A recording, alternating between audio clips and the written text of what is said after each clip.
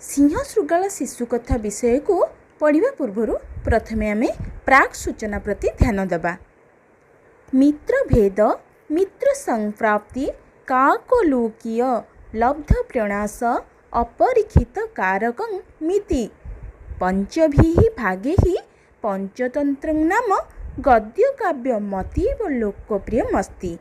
सुप्रख्यात कविना प्रचंड पंडित विष्णु शर्मणा विरचिते अस्मिन् ग्रंथे मनुष्यतर चरित्रम् अवलम्ब्य बहवः नीतिपूर्ण कथाः लिखिताः।